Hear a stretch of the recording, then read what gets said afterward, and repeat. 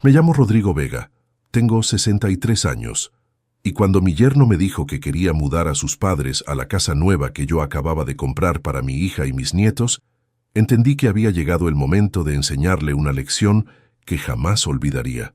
Lo que él no sabía es que durante 30 años trabajando como investigador privado, había aprendido a preparar sorpresas que cambian vidas para siempre. Imagínate la escena. Era un viernes por la noche. Estábamos cenando en mi casa para celebrar que finalmente había encontrado la casa perfecta para mi hija Lucía y mis dos nietos, Mateo de 14 años y Fernanda de 11 años. Una casa hermosa de 4 dormitorios en el mejor barrio de la ciudad, que había comprado en efectivo después de vender mi negocio de investigaciones. Lucía estaba feliz. Los chicos no cabían de emoción planeando cómo iban a decorar sus nuevos cuartos, y yo me sentía orgulloso de poder darle a mi familia la casa de sus sueños. Había trabajado como un animal durante 30 años para llegar a ese momento, pero mi yerno Nicolás, que hasta ese momento había estado callado, de repente carraspeó y dijo algo que me heló la sangre. «Rodrigo, quería hablar contigo sobre algo importante. Como la casa tiene 4 dormitorios y ustedes solo necesitan 3, pensé que sería perfecto para que mis padres se muden también. Ellos están teniendo problemas económicos y necesitan un lugar donde vivir». Me quedé con el tenedor a medio camino hacia la boca. «Disculpa, Nicolás, ¿dijiste que querés mudar a tus padres a la casa que yo compré para mi hija?» «Sí, es perfecto. La casa es grande, tiene lugar para todos, y así mis padres estarían cerca para ayudar con los chicos. Es una situación que nos conviene a todos». «¿Nos conviene a todos?», le pregunté tratando de mantener la calma. «¿A vos te parece que a mí me conviene mantener a tus padres en una casa que pagué yo?» Lucía inmediatamente saltó en defensa de su marido. «Papá, no es mantenerlos, es ayudarlos temporalmente. Los padres de Nicolás son buena gente, vos los conocés». «Los conozco, sí, y sé que hace 5 años que están temporalmente sin trabajo. Y sé que viven de favor en casa de la hermana de Nicolás hace 2 años». Nicolás se puso a la defensiva. «Rodrigo, no es culpa de ellos que el negocio familiar haya quebrado. Fueron víctimas de la crisis económica». «¿Víctimas?», le pregunté con ironía. «¿O víctimas de haber gastado más de lo que tenían durante años sin ahorrar nada para las épocas difíciles?» «Papá, por favor», me interrumpió Lucía. «No hables así de los abuelos de mis hijos. Lucía, yo compré esa casa para vos y para mis nietos, no para que se convirtiera en un hogar de ancianos donde yo mantenga a la familia política». Nicolás se paró de la mesa. «No tenés por qué ser tan cruel, Rodrigo. Son personas mayores que necesitan ayuda». «¿Cruel? Yo soy cruel por no querer mantener a tus padres, y vos no sos cruel por pretender que yo pague los gastos de una casa para 6 personas cuando compré esa casa para 3. La discusión se puso cada vez más tensa. Lucía me acusó de ser egoísta. Nicolás me acusó de no entender los valores familiares. Los chicos se quedaron callados, incómodos con la pelea de los adultos. «Está bien», les dije finalmente. «Dejen que lo piense. Es una decisión importante y no la voy a tomar en caliente». Pero ya había tomado la decisión. Esa misma noche, después de que se fueran, empecé a hacer llamadas telefónicas que cambiarían todo. 30 años de investigaciones privadas me habían enseñado a buscar información sobre cualquier persona, y era hora de investigar a fondo a mis nuevos huéspedes potenciales. Antes de contarte lo que descubrí, tengo que explicarte por qué esta situación me molestó tanto. No era solo el dinero, aunque mantener a 6 personas en lugar de 3 iba a ser muy costoso. Era el principio. Era la falta de respeto. Era la manera en que Nicolás daba por sentado que yo iba a aceptar su propuesta sin chistar. Para entender mi reacción, tenés que saber un poco sobre mi historia con Nicolás. Lo conocí hace 8 años cuando empezó a salir con Lucía. Ella tenía 23 años y acababa de recibirse de maestra. Él tenía 25 y trabajaba como vendedor en una concesionaria de autos. Desde el primer día me pareció un tipo raro, demasiado seguro de sí mismo para alguien que no tenía nada, demasiado cómodo pidiendo favores para alguien que recién llegaba a la familia, demasiado rápido para hacer planes con la plata de otros. Pero Lucía estaba enamorada, y yo traté de darle una oportunidad. Después de todo, mi esposa Clara había muerto 3 años antes en un accidente de tránsito, y yo sabía que Lucía necesitaba formar su propia familia para superar la pérdida de su madre. Los primeros años fueron llevaderos. Nicolás era cortés conmigo, trabajaba regularmente, parecía querer a Lucía de verdad. Cuando se casaron, yo pagué la mitad de la boda. Cuando nació Mateo, yo los ayudé económicamente durante los primeros meses. Cuando nació Fernanda, hice lo mismo. Pero de a poco Nicolás se fue acostumbrando a que yo resolviera los problemas económicos de la familia. Cuando se le rompió el auto, vino a pedirme plata para repararlo. Cuando quisieron mudarse a un departamento más grande, vino a pedirme que fuera garante del alquiler. Cuando los chicos necesitaban cosas para el colegio, Lucía me llamaba sabiendo que yo no les iba a decir que no. Y siempre era lo mismo, planes que incluían mi dinero pero no mi opinión. Decisiones tomadas entre ellos que después me presentaban como hechos consumados, esperando que yo pusiera la plata sin hacer preguntas. La gota que rebalsó el vaso fue cuando decidí vender mi empresa de investigaciones. Había trabajado 30 años construyendo ese negocio y finalmente encontré un comprador que me ofreció una suma que me permitiría jubilarme cómodamente. Cuando les conté que había vendido la empresa, la primera reacción de Nicolás no fue felicitarme. Fue preguntarme qué iba a hacer con el dinero. «Rodrigo, ahora que tenés capital disponible, ¿no te parece que sería un buen momento para comprar una casa para nosotros? El alquiler es tirar plata, y si vos comprás, después la casa queda para los chicos». Otra vez lo mismo. Mi dinero, sus planes. «Nicolás», le dije, «yo vendí mi empresa para jubilarme tranquilo, no para comprarles una casa». «Pero papá», intervino Lucía, «vos ya tenés tu casa. Nosotros necesitamos un lugar propio para criar a los chicos». Y no se les ocurrió nunca ahorrar para comprar su propia casa, o sacar un crédito hipotecario como hace cualquier familia normal. «Con los sueldos que tenemos, es imposible calificar para un crédito», me explicó Nicolás. «Pero si vos comprás la casa y nosotros te pagamos como si fuera un alquiler, todos ganamos». Al final, después de meses de presión, acepté comprarles una casa, pero no por las razones que ellos creían. Lo hice porque quería que mis nietos tuvieran un lugar lindo donde crecer. Lo hice porque sabía que Lucía se merecía algo mejor que el departamento diminuto donde vivían. Y lo hice porque pensé que tener una casa propia iba a hacer que Nicolás madurara y dejara de depender de mí para todo. Pasé 2 meses buscando la casa perfecta.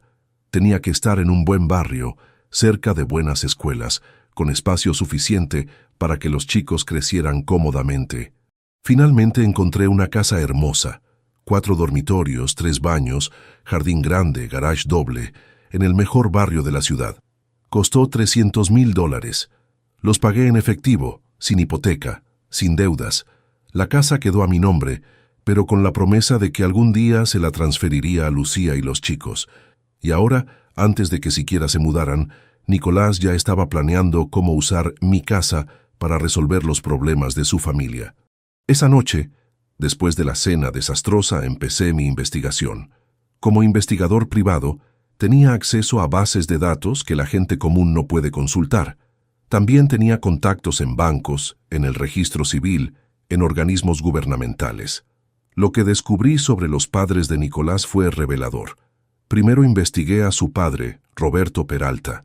Según los registros, había sido dueño de una pequeña empresa de repuestos de autos durante 15 años. La empresa había quebrado, pero no por la crisis económica como él contaba. Había quebrado porque Roberto había sacado créditos usando la empresa como garantía para financiar un estilo de vida que no podía mantener. Tenía deudas con 4 bancos diferentes. Había pedido préstamos personales que nunca pagó. Había usado tarjetas de crédito hasta el límite y después las había abandonado. Era técnicamente un deudor compulsivo que había destruido su propio negocio por irresponsabilidad financiera. Pero eso no era lo peor. También descubrí que había puesto como garantía de varios préstamos una casa que había vendido años antes, falsificando documentos para conseguir dinero que después no podía devolver. Técnicamente, era un estafador. Su madre, Carmen Peralta, tenía un historial igual de problemático. Había trabajado como empleada doméstica en varias casas, pero la habían echado de la mayoría por robar objetos pequeños, joyas, dinero, electrodomésticos. Nunca había sido denunciada formalmente porque las familias preferían echarla sin escándalo, pero su reputación en el círculo de empleadas domésticas era terrible. También descubrí que había intentado estafar a una anciana para la que trabajaba, tratando de convencerla de que le dejara la casa en herencia a cambio de cuidarla. La anciana se había dado cuenta a tiempo y la había echado, pero Carmen había llegado muy cerca de conseguir lo que quería. En resumen, los padres de Nicolás no eran víctimas de la crisis económica. Eran dos estafadores de poca monta que habían vivido engañando a otros durante años y que ahora necesitaban una nueva víctima, y mi yerno quería que esa víctima fuera yo. Pero yo no era una víctima fácil. Era un investigador privado con 30 años de experiencia, desenmascarando mentirosos y estafadores, y tenía un plan para darles una lección que jamás olvidarían. El lunes siguiente llamé a Nicolás.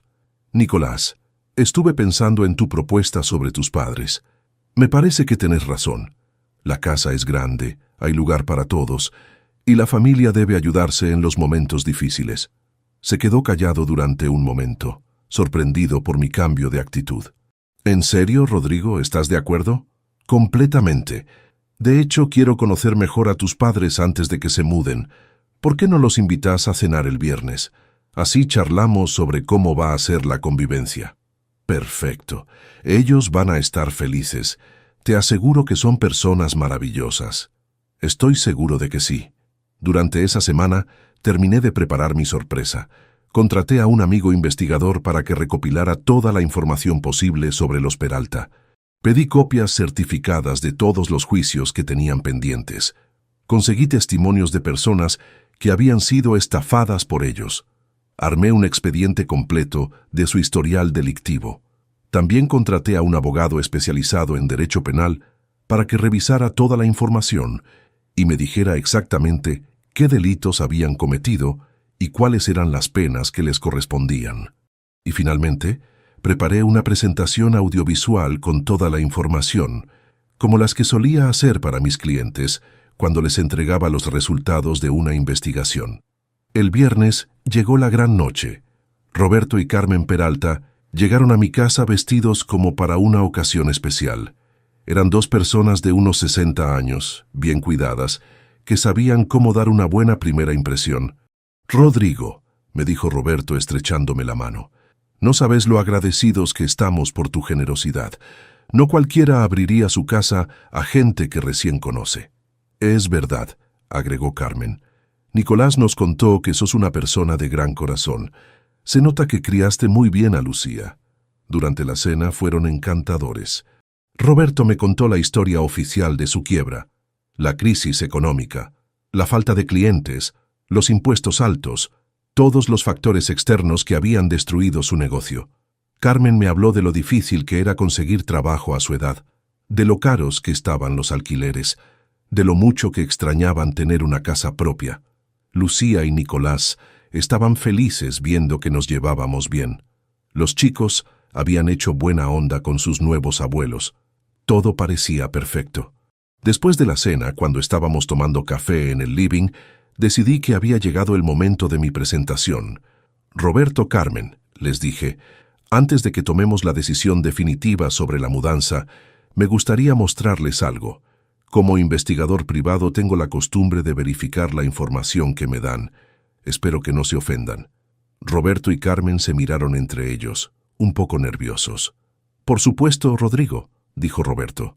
«Es comprensible que quieras conocer un poco más sobre nosotros». Conecté mi laptop al televisor y empecé la presentación. «Primera diapositiva», dije con voz profesional. «Roberto Peralta, estafas documentadas entre 2010 y 2018». En la pantalla aparecieron copias de documentos bancarios, contratos falsificados, denuncias de acreedores. Roberto se puso pálido. Segunda diapositiva. Carmen Peralta. Robos denunciados y no denunciados entre 2005 y 2020. Aparecieron fotos de objetos robados, testimonios de ex empleadores, comprobantes de pagos que habían hecho las familias para evitar denuncias. Tercera diapositiva. Deudas actuales de la familia Peralta. La pantalla se llenó de números rojos, bancos, financieras, prestamistas, tarjetas de crédito. Una montaña de deudas que totalizaba más de 200,000 pesos. Cuarta diapositiva. Juicios en curso contra Roberto y Carmen Peralta. Documentos judiciales, citaciones, órdenes de embargo. Habían logrado evitar la cárcel hasta ahora, pero tenían la justicia respirándoles en la nuca. El silencio en el living era sepulcral. Lucía miraba a Nicolás con cara de no entender nada. Nicolás miraba a sus padres con cara de pánico. Roberto y Carmen habían perdido completamente la compostura. «¿Qué es esto, Rodrigo?», preguntó finalmente Roberto. «¿Por qué nos estás humillando de esta manera?» «No los estoy humillando», le respondí con calma. «Les estoy mostrando por qué no van a vivir en la casa que compré para mi hija». «Papá», me interrumpió Lucía, «¿de dónde sacaste toda esta información?» «De las mismas fuentes que uso para investigar infieles, estafadores y delincuentes en mi trabajo. Tu suegro y tu suegra son estafadores profesionales, Lucía. Han estado viviendo de engañar a otros durante años». Carmen finalmente habló. «Rodrigo, esos documentos están sacados de contexto. Nosotros cometimos errores, sí, pero nunca con mala intención. ¿Sacar créditos con garantías falsas es un error sin mala intención?», le pregunté. «¿Robar joyas en las casas donde trabajabas es un error sin mala intención? Esas son acusaciones muy graves», dijo Roberto tratando de mantener la dignidad. «Son hechos documentados», le respondí, «y son la razón por la cual ustedes no van a poner un pie en la casa que compré para mis nietos». Nicolás, que había estado callado durante toda la presentación, finalmente explotó. «Rodrigo, esto es una locura. Son mis padres. No podés tratarlos así». «Nicolás», le dije mirándolo fijo a los ojos, «tus padres son estafadores, y vos sabías perfectamente quiénes eran cuando me pediste que los recibiera en mi casa. Yo no sabía nada de esto». «¿En serio? ¿Tu propio padre perdió su negocio por estafas y vos no sabías nada? ¿Tu madre fue echada de 3 trabajos por robar y vos no tenías idea?» Lucía se paró de la mesa, furiosa. «Papá, esto es demasiado. Aunque sea verdad todo lo que estás diciendo, no tenías derecho a humillarlos de esta manera». «¿Humillarlos?» «Lucía, estos dos vinieron a mi casa con la intención de estafarse. ¿Te pensás que casualmente tienen problemas económicos justo cuando yo compro una casa grande? ¿Te pensás que casualmente Nicolás me propone que vivan acá justo después de que yo venda mi empresa?» Roberto se paró también. «Rodrigo, esto es un malentendido. Nosotros nunca tuvimos intención de estafarte». «¿No? Entonces explícame esto». Puse la última diapositiva. Era una transcripción de una conversación telefónica entre Roberto y Carmen que mi contacto en la compañía telefónica había conseguido para mí. «Roberto, el viejo es perfecto, tiene plata, vive solo y está desesperado por ayudar a su hija». Carmen: «Y lo mejor es que Nicolás ya lo tiene ablandado, le compró la casa sin chistar». Roberto: «Una vez que estemos viviendo ahí va a ser muy difícil que nos eche. Y si se pone problemático, siempre podemos usar a los chicos como excusa». Carmen: «Es exactamente lo mismo que hicimos con la hermana de Nicolás, solo que esta vez el target tiene mucha más plata». El silencio que siguió a la lectura de esa transcripción fue absoluto. Roberto y Carmen habían perdido completamente la máscara. Nicolás se había puesto verde. Lucía los miraba como si los viera por primera vez en su vida. «Ahora», les dije, «quiero que escuchen atentamente lo que va a pasar a partir de este momento». Me paré y adopté el tono profesional que usaba cuando entregaba mis informes finales a los clientes. «Primero, Roberto y Carmen Peralta van a salir de mi casa inmediatamente y no van a volver nunca más.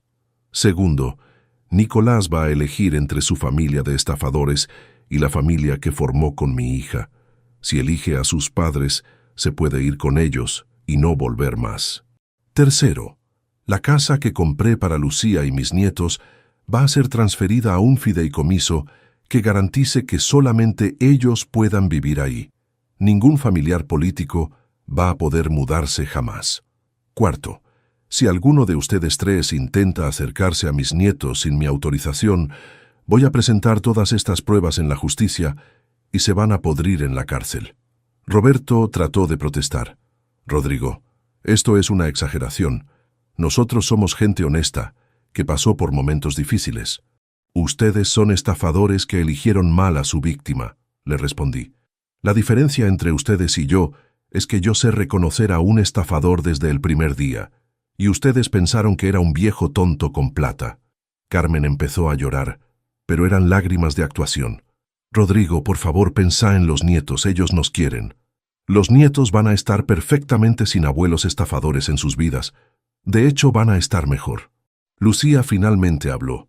Papá, aunque tengas razón sobre ellos, no podés obligar a Nicolás a elegir entre su familia y nosotros. No lo estoy obligando a nada, Lucía. Le estoy dando información para que tome una decisión informada. Ahora sabe exactamente quiénes son sus padres. Si quiere seguir defendiéndolos después de ver todas las pruebas, esa es su decisión.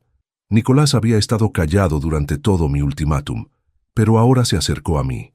Rodrigo, entiendo que estés enojado. Entiendo que la información que encontraste es comprometedora, pero son mis padres. No puedo abandonarlos.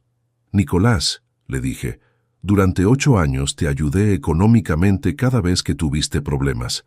Te pagué reparaciones del auto, te avalé alquileres, te compré una casa, y tu manera de agradecerme fue traer a tu familia de estafadores para que me roben. Yo no sabía que ellos habían hecho esas cosas, pero sabías que siempre tenían problemas de plata. Sabías que no podían mantenerse solos. Sabías que iban a ser una carga económica para mí. Y aún así me los quisiste meter en casa. Pensé que vos podías ayudarlos. ¿Con mi plata? ¿Sin consultarme? ¿Después de todo lo que ya hice por ustedes? Nicolás se quedó callado porque sabía que tenía razón. Toma tu decisión, le dije. Te doy 5 minutos. Esos 5 minutos fueron los más tensos de mi vida. Roberto y Carmen habían salido al jardín a hablar en voz baja, probablemente planeando su próximo movimiento. Lucía estaba sentada en el sillón con cara de no entender nada de lo que estaba pasando. Los chicos se habían ido a su cuarto, asustados por la tensión. Finalmente, Nicolás volvió del jardín donde había estado hablando con sus padres. «Rodrigo», me dijo, «mis padres van a buscar otro lugar donde vivir. No van a mudarse a la casa nueva. ¿Y el resto de mis condiciones? También las acepto. ¿Estás seguro? Porque si después cambias de opinión, no va a haber marcha atrás». «Estoy seguro». Roberto y Carmen se acercaron para despedirse. Ya no eran las personas encantadoras que habían llegado 3 horas antes. Ahora se veían como lo que realmente eran, 2 estafadores descubiertos que habían perdido a su próxima víctima. «Rodrigo», me dijo Roberto, «esperamos que algún día puedas perdonarnos». «Roberto», le respondí, «yo no tengo nada que perdonarles porque nunca me estafaron, pero tampoco tengo nada que agradecerles porque nunca me ayudaron. Simplemente desaparezcan de nuestras vidas». Carmen también quiso decir algo, pero yo la paré con un gesto. «Carmen, ahórrate el discurso. Ya sé lo que me vas a decir, que son buenas personas que cometieron errores, que merecen una segunda oportunidad, que los nietos los van a extrañar. Pero vos y yo sabemos que eso es mentira. Ustedes vinieron acá a estafarme, y lo único que lamentan es no haber tenido éxito. Se fueron esa misma noche. Nicolás los llevó hasta la casa de la hermana, donde se habían estado quedando antes de planear la mudanza a mi casa. Cuando volvió, Lucía y él se quedaron charlando conmigo hasta muy tarde. «Papá», me dijo Lucía, «sé que hiciste lo correcto, pero me duele que hayas tenido que llegar a estos extremos». «A mí también me duele, Lucía, pero era la única manera de protegernos de 2 personas que vinieron a nuestra casa con muy malas intenciones». «¿En serio pensás que nos querían estafar?»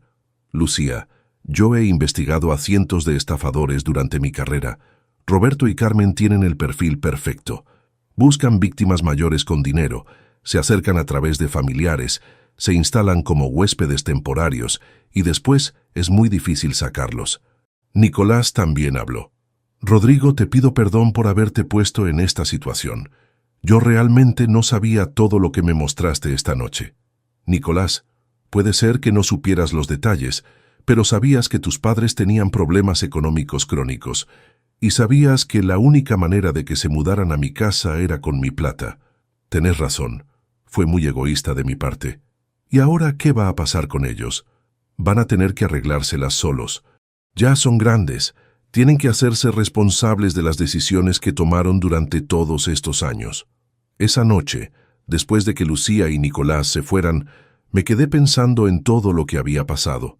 Por un lado, me alegraba haber descubierto las verdaderas intenciones de los Peralta antes de que fuera demasiado tarde.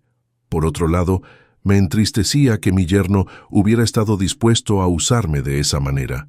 Pero también me sentía orgulloso de haber defendido a mi familia. Durante 30 años, como investigador privado, había ayudado a cientos de personas a descubrir la verdad sobre sus familiares, sus empleados, sus socios de negocios. Ahora había usado esas mismas habilidades para proteger a mi propia familia. Los días siguientes fueron extraños.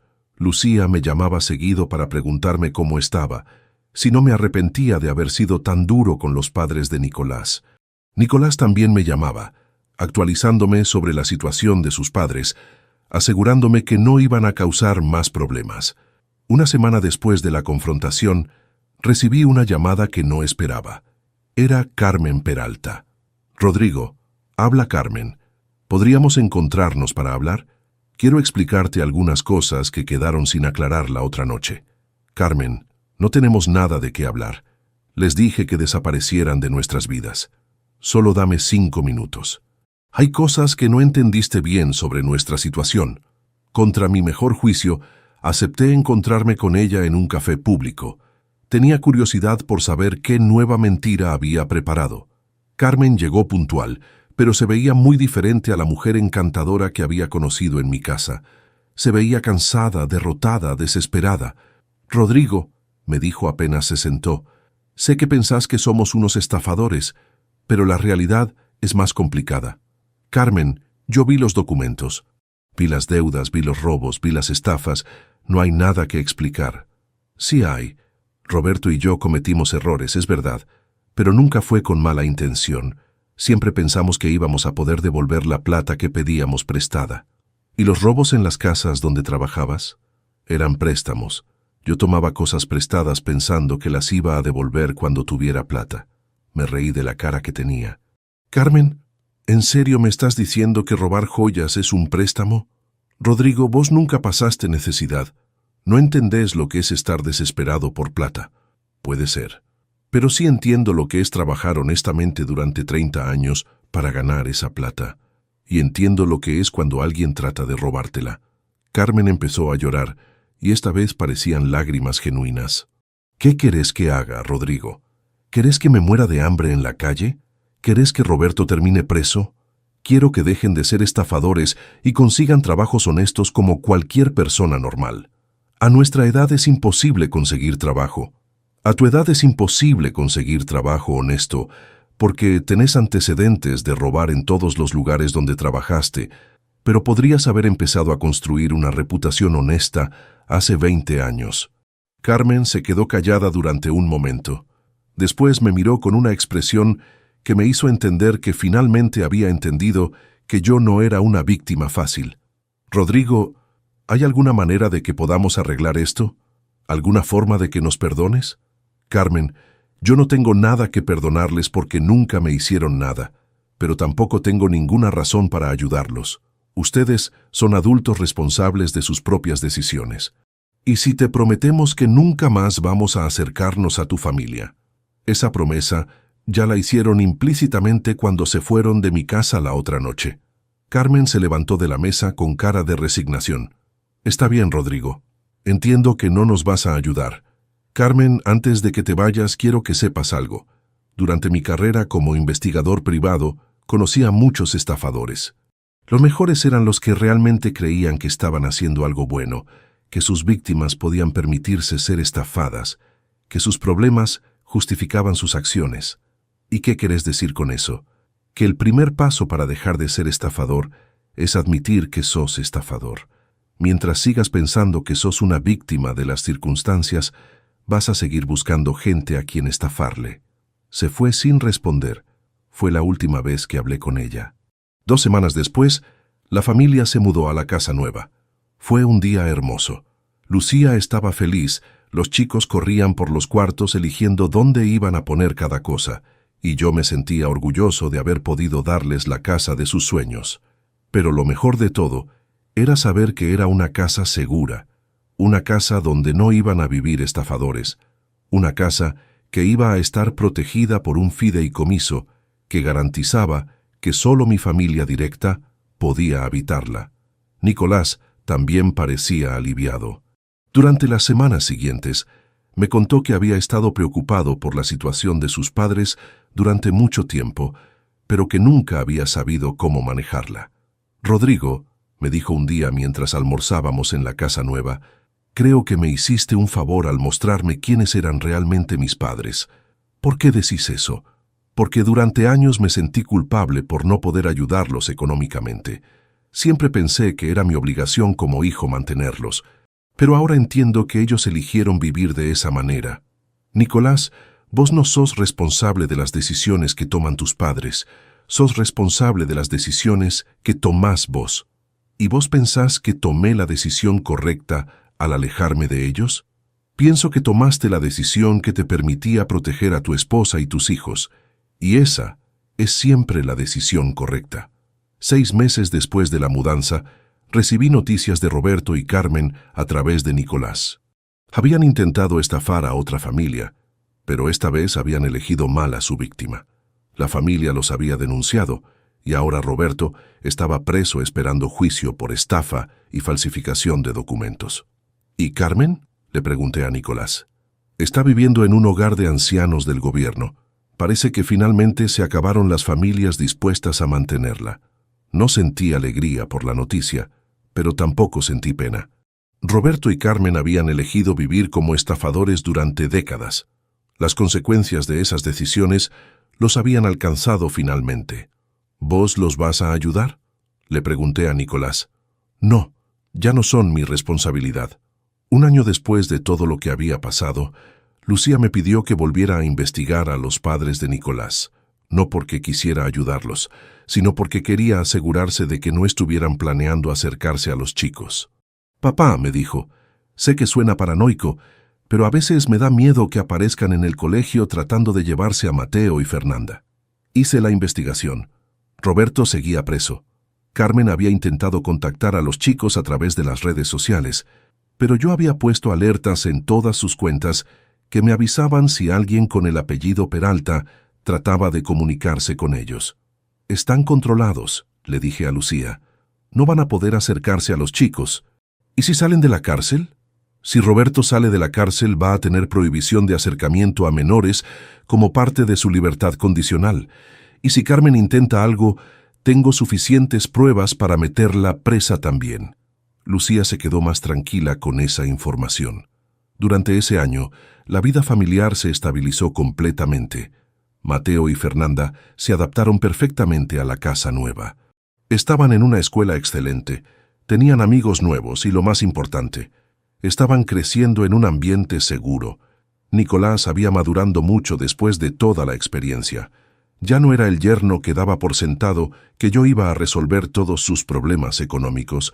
Ahora trabajaba más horas, ahorraba dinero, tomaba decisiones responsables sobre el futuro de su familia. Una noche, durante una cena familiar, me hizo una pregunta que me sorprendió. «Rodrigo, ¿cómo sabías que mis padres eran estafadores desde el primer momento?» «No lo sabía desde el primer momento», le respondí, «pero había señales que me hacían sospechar». «¿Qué tipo de señales?» «Primera señal, siempre tenían problemas económicos, pero nunca era culpa de ellos. Siempre era la economía, los clientes, los impuestos, algún factor externo.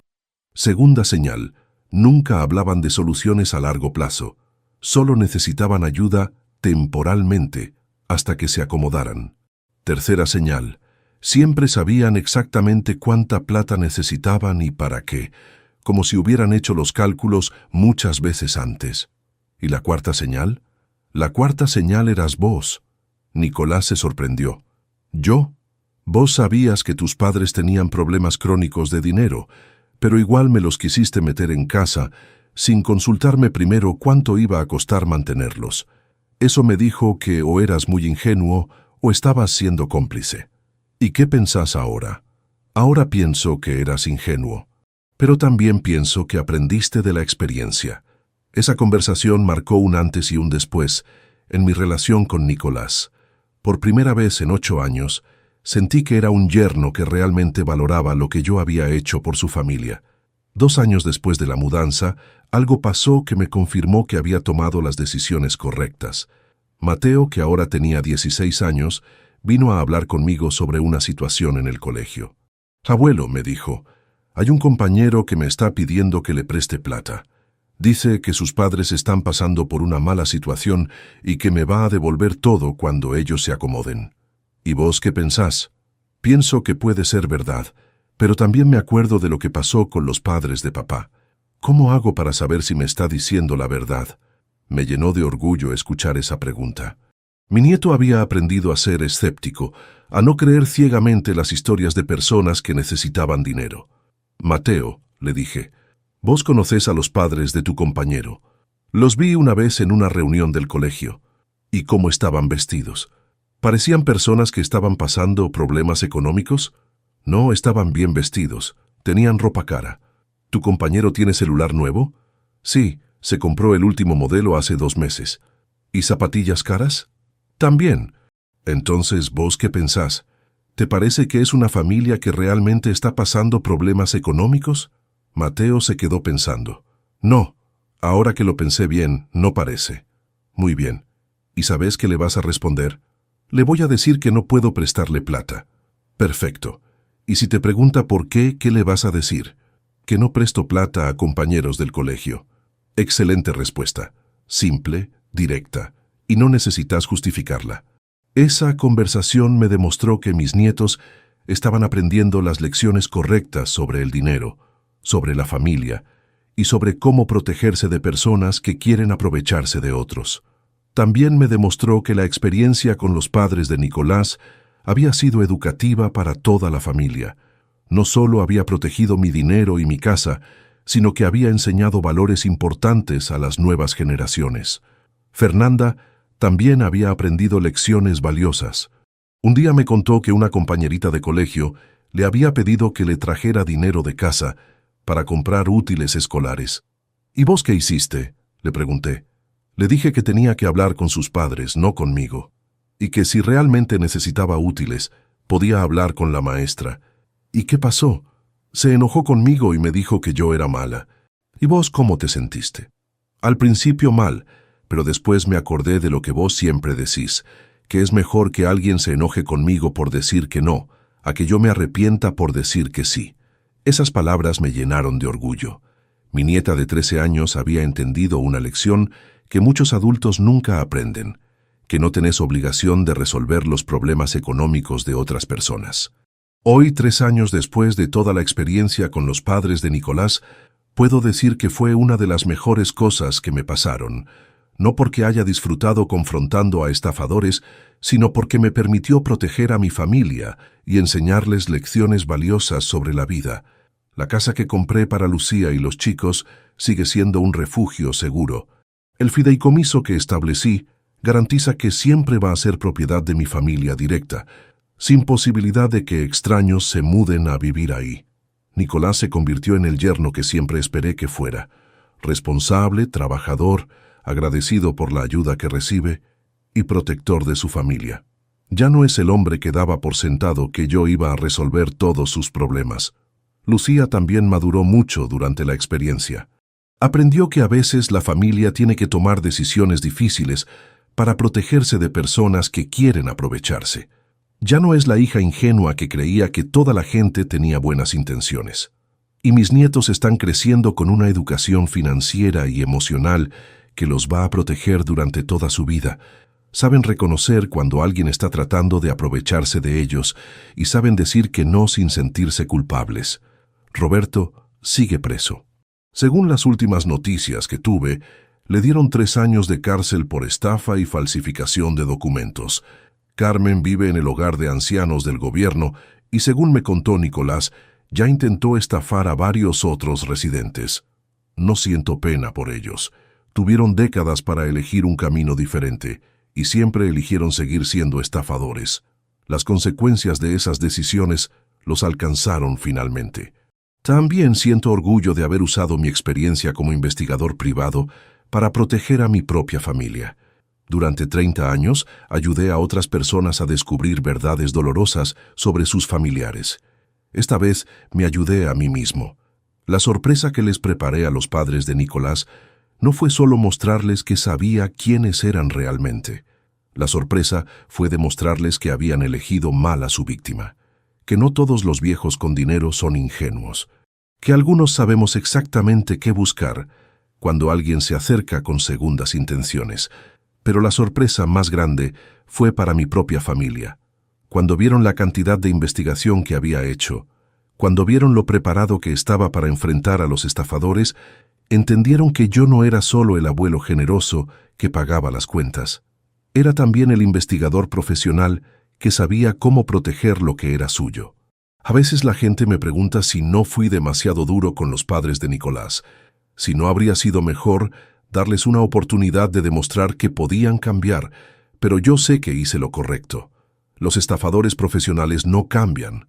Siguen siendo estafadores hasta que las consecuencias de sus acciones los alcanzan. Mi trabajo no era rehabilitarlos, era proteger a mi familia. Y lo logré. No solo protegí mi casa y mi dinero, sino que protegí a mis nietos de crecer con abuelos estafadores que les habrían enseñado que está bien vivir aprovechándose de otros. Mi yerno quiso mudar a sus padres estafadores a mi casa nueva, pensando que yo iba a aceptar sin hacer preguntas. Pero se equivocó. Yo no soy una víctima fácil. Soy un investigador privado con 30 años de experiencia, reconociendo mentirosos y estafadores. Y la sorpresa que les preparé fue mostrarles exactamente eso. Que habían subestimado a su víctima, que yo sabía más sobre ellos de lo que ellos sabían sobre mí, y que no iba a permitir que lastimaran a mi familia. Contame, ¿qué harías vos en mi lugar? ¿Habrías investigado a los padres de tu yerno como hice yo? ¿O habrías confiado en su palabra? ¿Crees que fue correcto exponer toda la información de esa manera? ¿O pensás que habría sido mejor manejar la situación más discretamente? Y sobre todo, contame desde qué ciudad me estás escuchando, porque me gusta saber que hay gente en todo el mundo que entiende que a veces hay que ser inteligente para proteger a la familia. Al final del día, lo que aprendí de toda esta experiencia es que la generosidad no puede ser sinónimo de ingenuidad. Podés ser una persona generosa que ayuda a su familia, pero también tenés que ser una persona inteligente que sabe cuándo alguien se está aprovechando de vos. La diferencia entre ayudar y ser estafado está en la información. Si conoces la verdad sobre las personas a las que estás ayudando, podés tomar decisiones informadas. Si actúas a ciegas, sos una víctima esperando que aparezca el estafador indicado. Yo elegí conocer la verdad, y esa verdad protegió a mi familia de 2 estafadores que querían convertir mi generosidad en su modo de vida. La sorpresa que les preparé no fue solo para ellos, fue para toda mi familia que aprendió que el abuelo generoso también sabía ser el investigador inteligente cuando era necesario. Y esa es una lección que mis nietos van a recordar toda la vida.